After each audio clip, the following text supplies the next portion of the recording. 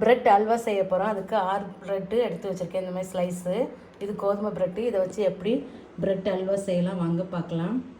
6 ப்ரெட்டையும் mixie ஜாரில் பிச்சு போட்டாச்சு. இதை அரைச்சிட்டு வந்துடுவோம். பிரெட் அரைச்சாச்சு. இது பவுலில் சேர்த்துக்கிடுங்க. கப்பு இருக்குது. ஒரு கடாய் வச்சுக்கிடுங்க. 1 ஸ்பூன் நெய் போட்டுக்கலாம். முந்திரி பருப்பு வறுத்துக்கலாம். ஒரு கை திராட்சையும் போட்டு 2ஐயும் வறுத்துக்கலாம்.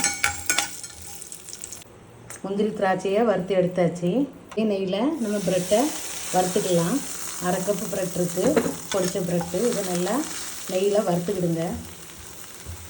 ப்ரெட்டை 2 நிமிஷமாக நல்லா நெய்யில் வறுத்தாச்சு. இதை ஒரு பிளேட்டில் எடுத்து வச்சுக்கலாம். பாருங்கள் எப்படி வறுத்துக்கு சூப்பராக வறுத்தாச்சு. 1/2 கப்பு ப்ரெட்டு தூள் இருந்துச்சு. இதில் 3/4 கப்பு நான் சர்க்கரை போட்டிருக்கேன். 1 கப்பு தண்ணி சேர்த்துக்கிடுங்க. தண்ணி கொதித்து காயுது. நம்ம வறுத்து வச்ச ப்ரெட்டை சேர்த்துருங்க. சேர்த்துட்டு நல்லா கலந்துக்கிடுங்க. வறுத்ததுனால கட்டி விடாது. நல்லா கலந்துக்கிடுங்க. 1/2 ஸ்பூன் ஏலக்காய் தூள் போட்டுக்கிடுங்க. ப்ரெட் அல்வா ரெடி ஆயிடுச்சு. இறக்கும்போது 1 ஸ்பூன் நெய் போட்டுக்கிடுங்க. போட்டுட்டு நல்லா கலந்துக்கிடலாம். பாருங்கள் நல்லா கெட்டி ஆயிடுச்சு. இதை நம்ம ஒரு பவுலில் எடுத்துக்கலாம். இறக்கும்போது கொஞ்சம் முந்திரி பருப்பு போட்டுக்கிடுங்க. பவுலில் எடுத்துக்கலாம். சுவையான டேஸ்ட்டான 10 நிமிஷத்தில் ப்ரெட் அல்வா சூப்பராக ரெடி பண்ணியாச்சு.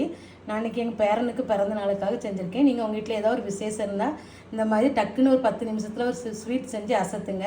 இந்த வீடியோ பிடிச்சிருந்தால் லைக் பண்ணுங்கள், ஷேர் பண்ணுங்கள். புஷ்பா குக்ஸ்க்கு சப்ஸ்கிரைப் பண்ணுங்கள். அடுத்த வீடியோவில் பார்க்கலாம்.